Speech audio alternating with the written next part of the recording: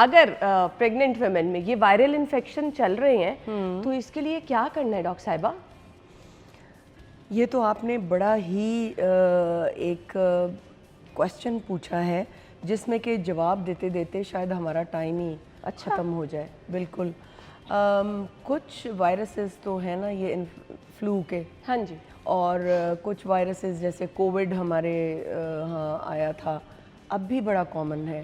اور یہ ایک کووڈ, اگر آپ کو چیسٹ انفیکشن ہو رہی ہے, کھانسی آ رہی ہے اور وہ کسی طریقے سے ٹھیک نہیں ہو رہا, پرولونگ ہو رہا ہے, چیسٹ میں بھی کوئی پرابلم ہے, اپنا کووڈ کا ٹیسٹ ضرور کروا لیں. خاص طور پر ہم پریگننٹ فیمیلز کی بات کر رہے ہیں. اور دوسری بات یہ ہے کہ یہ ٹیسٹ جو ہے یہ آپ نے ذہن میں رکھنا ہے, کیونکہ لوگ سمجھ رہے ہیں کہ اب ویکسین لگا کے کووڈ ختم ہو گیا. کووڈ کی اتنی وہ سیویرٹی نہیں ہوگی, لیکن یہ کہ کووڈ ضرور ہے. اور امریکہ میں اوہایو اسٹیٹ میں میرے بھائی رہتے ہیں, سب لوگوں کو وہاں پہ ہوا ہوا ہے آلموسٹ. اور ہمارے ہاں بھی ہے, کیونکہ ہم اس کو اب ایزی لے رہے ہیں, ہم چیک ہی نہیں کراتے. ڈو چیک اگر آپ کو انفلوئنزا ہے, سمپٹمز ایسے اور وہ پرولونگڈ ہیں تو ضرور چیک کروائیے. اس کے علاوہ کچھ ایسی انفیکشنز ہوتی ہیں جو بچے کی ڈیولپمنٹل پرابلمز کرتی ہیں, جیسے روبیلا ایک وائرس ہوتا ہے, اور روبیلا کا انفیکشن اگر کسی بچی کو ہو جائے جب وہ پریگننٹ ہے تو اس میں اس کو ہلکا سا زکام ہوگا, اس کے علاوہ اس کو کوئی سمٹم نہیں آئے گا, لیکن اس کے بچے کو دماغ اور ہارٹ دونوں میں پرابلمز ہو سکتے ہیں. اور آپ it is an amazing figure کہ 75% بچے, اگر ماں کو روبیلا ہو گئی ہے ڈیورنگ پریگننسی تو 75% بچے افیکٹ ہو سکتے ہیں. تو ڈاکٹر صاحبہ یہ تو بالکل نارمل ہے نا, لوگ پریشان بھی نہیں ہوتے. اچھا نارمل سا فلو ہے, یہ سیٹل نہیں ہوتا یہ ڈیورنگ پریگننسی, پھر اوور آل رہتا ہے نارمل؟ نہیں, تھوڑا سا زکام ہو کے ختم. اچھا. ہاں, لیکن وائرس جو ہے وہ اندر چلا جاتا ہے اور پھر وہ پلیسنٹل بیریئر کو کراس کرتا ہے اور بچے میں چلا جاتا ہے. ہوتا کیسے ہمیں بتا دیں تاکہ احتیاط کی جا سکے. ہر جگہ پھیلا ہوا ہے, آپ کی قوت مدافعت ہے جو اس کو روک رہی ہے. او مائی گاڈ. ٹھیک ہے. اب روبیلا کا یہ ہے کہ اگر آپ نے فرسٹ ٹرائمیسٹر میں پہلے تو بچیوں کو MMR لگوائیں, میزل ممپس اینڈ روبیلا, اس کی جو ویکسینیشن ہے وہ بچی کو 4-5 سال کی ایج پہ لگتی ہے.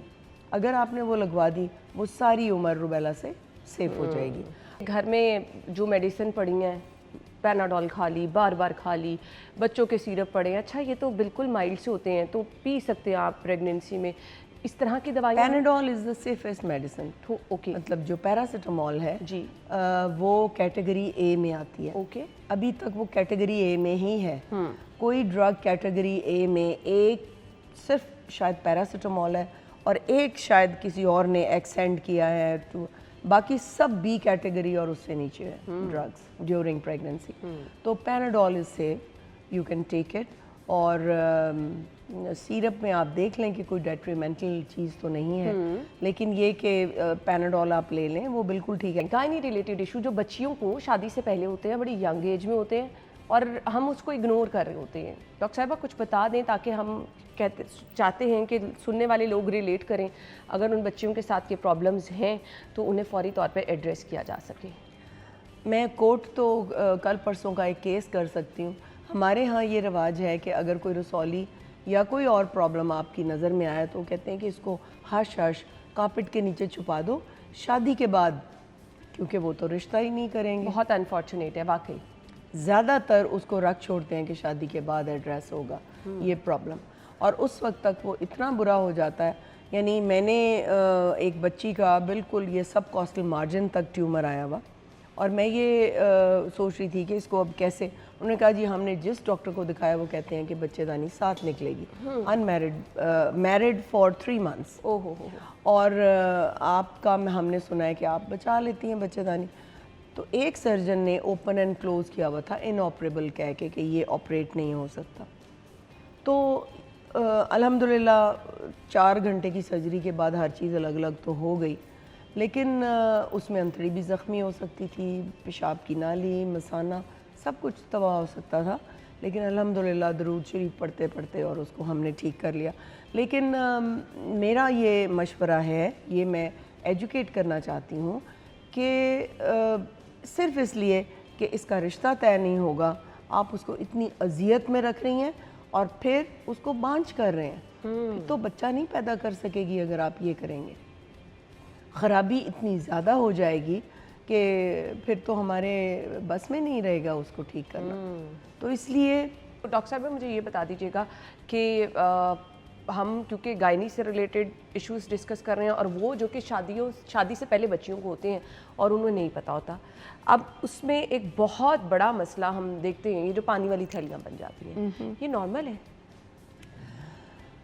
دیکھیں یہ پانی کی تھیلی نہیں ہے. اچھا, اس میں یخنی ٹائپ کی چیز ہے, یہ پانی نہیں ہے. اب اتنی بڑی سسٹ ہے, پھر وہی شادی نہیں ہوئی, ہم جی ڈاکٹر کے پاس جا رہے ہیں, وہ دوائی دے رہی ہیں, یہ غائب ہو جائے گی. وہ غائب کیسے ہوگی؟ وہ پھٹے گی اندر, پھٹ کے وہ یخنی سی ڈسچارج کرے گی پیٹ کے اندر, اور اس جس جگہ سے وہ پھٹی ہے آبویسلی وہاں سے تھوڑی سی بلیڈنگ بھی ہوگی. وہ جو یخنی سی ہے, وہ جب ہم سسٹ کے فلوئڈ کو ایسے ہاتھ میں اگر لگائیں نا تو وہ چپ چپا سا جیسے آپ یخنی نکالتے ہیں اس کی, تو اس کو بھی اندر نہیں پھٹنا چاہیے. اچھا, چھوٹی سی اتنی سی ہے یا لیس دین 3 سینٹی میٹر, آل رائٹ, وہ کوئی بات نہیں, باڈی اس کو مینیج کر لیتی ہے. مگر ایک بڑی سسٹ آپ کوشش کریں کہ اندر ہی ریلیز ہو جائے تو دیٹ از ناٹ. اور اگر اس بچی نے ابھی بچے پیدا کرنے, تو کیا علاج ہے اس کا؟ اس کا علاج اگر وہ 4 to 5 سینٹی میٹر سے بڑی ہو گئی ہے تو گائنیکالوجسٹ کے پاس جائیں. اور گائنیکالوجسٹ بھی اتنی سمجھدار ہو کہ صرف سسٹ وال نکالے, انڈے بچا لے, کیونکہ انڈے پھر اووری ایسے ہیں نا, تو جب سسٹ بڑی سے بڑی سے بڑی ہوتی جاتی ہے تو وہ اووری ایسے پھیل کے پتلا سا ایک لیئر بنا دیتی ہے. لگتا ہے ایسے ہے کہ اووری تو کہیں بھی نہیں ہے, لیکن جو ٹرینڈ گائنیکالوجسٹ ہیں ان کو پتہ ہوتا ہے کہ انڈے اب ایک اووری جو ہے وہ اب ایک باریک سی لیئر میں پھیل گئی ہے سسٹ میں. جب ہم سسٹ وال بڑے آرام سے نکالتے ہیں تو وہ اسپرنگ کی طرح انڈے واپس آتے ہیں اور وہ خود بخود اووری بن جاتی ہے. پریگنینسی کے دوران اگر آپ کو بلڈ پریشر ہائی رہ رہا ہے, مسلسل ہائی رہ رہا ہے اور بہت زیادہ ہائی رہ رہا ہے, اس کیا رسک فیکٹر ہو سکتے ہیں؟ Blood pressure is one of the commonest killing factor pregnancy میں. اچھا, یہ فیٹل ہو سکتا ہے, ماں کی اور بچے کی جان جا سکتی ہے, تو اس کے اوپر تو بہت ہی دھیان دینے کی ضرورت ہے. اب ہمارے پاس پیشنٹس آتی ہیں ہائی بلڈ پریشر کے ساتھ, پریگننسی ہو گئی ہے, کبھی چیک ہی نہیں کیا. پری پریگننسی بلڈ پریشر پتہ ہونا, اپنا بلڈ گروپ پتہ ہونا بہت ضروری ہے. آپ 13-14 سال 15 سال کی عمر میں بی پی ضرور چیک کرائیں, اپنا بلڈ گروپ ضرور پتہ کرائیں. اچھا, بلڈ گروپ کا پتہ ہونا بھی بہت ضروری ہے, وہ ہم آگے آ کے آپ سے بتائیں گے کہ کتنا ضروری ہے وہ. بلڈ پریشر اگر ڈاکٹر کو پری پریگننسی بلڈ پریشر نہیں پتہ تو وہ ڈیسائیڈ ہی نہیں کر سکتا کہ یہ کس لیول کا بلڈ پریشر ہو رہا ہے, بیکاز انیشیل فرسٹ 3 منتھس میں جتنے بھی ہارمونس پریگننسی کے ہیں وہ بلڈ پریشر کو لو کرتے ہیں. اگر ایک نارمل بلڈ پریشر کی عورت پریگننٹ ہوتی ہے اور وہ اس کو چکر آتے ہیں اور بے ہوش ہو کے گر جاتی ہے, یہ ایک کامن سائن ہے فرسٹ ٹرائمیسٹر کا. ٹھیک ہے, تو اس میں کیا ہوتا ہے کہ جتنے بھی پریگننسی کے ہارمونز ہیں وہ بلڈ ویسلز کو ڈائلیٹ کرتے ہیں, پریشر اس کا کم ہوتا ہے اور وہ اس کو لو پریشر سے چکر آ جاتا ہے. تو یہ ایک اچھا سائن ہے. اچھا, ہاں, یہ ایک اچھا سائن ہے کہ پریگننسی اتنی ہیلدی ہے کہ وہ بلڈ پریشر کو لو کر رہی ہے. تو اگر اس کا بلڈ پریشر فرسٹ ٹرائمیسٹر میں وہ آئی ہے اور اس کو 120/80 بلڈ پریشر ہے, تو اس کا مطلب یہ ہے کہ پریگننسی کے ہارمونز اس کو 120/80 پہ لائے ہیں. ٹھیک ہے, یہ اصل میں اس سے زیادہ ہے, یہ 140-100 بھی ہو سکتا ہے. اچھا, جیسے ہی عورت پریگننٹ ہوتی ہے ہارٹ میں چینجز شروع ہو جاتی ہیں, ہارٹ جو ہے وہ اپنا پمپنگ زیادہ شروع کر دیتا ہے, کڈنیز تیاری شروع کر دیتی ہیں. دا مومنٹ باڈی کو پتہ چلتا ہے کہ اب ایک مہمان آ رہا ہے, ہارٹ بلڈ ویسل یعنی جو بلڈ والیوم ہے وہ آلموسٹ 1.5 گنا ہو جاتا ہے. اچھا, قدرتی طور خود ہی تیاری شروع ہو جاتی ہے. لیور تیاری کر رہا ہے, کڈنیز تیاری کر رہے ہیں, ہر چیز جو ہے وہ ریڈی ہو رہی ہے اس کو ریسیو کرنے کے لیے. اب بلڈ پریشر جو ہے یہ ایک آٹو امیون کنڈیشن ہے. اچھا. اس میں بہت کمپلیکیشنز ہو سکتی ہیں. ایک تو ہے ایسینشیل ہائپر ٹینشن جو پیشنٹ کو پہلے سے تھا, ٹھیک ہے, وہ اتنا خطرناک نہیں ہوتا.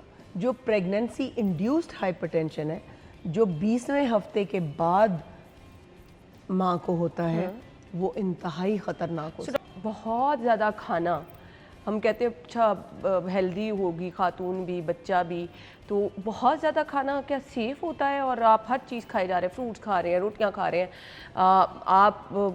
آپ کو لگتا ہے کہ جی جتنی اچھی ڈائٹ ہوگی بچہ اتنا صحت مند پیدا ہوگا؟ یہ تو آپ جیسٹیشنل ڈائبٹیز کی طرف چلے جائیں گے. بالکل. تو اعتدال سے کھائیں.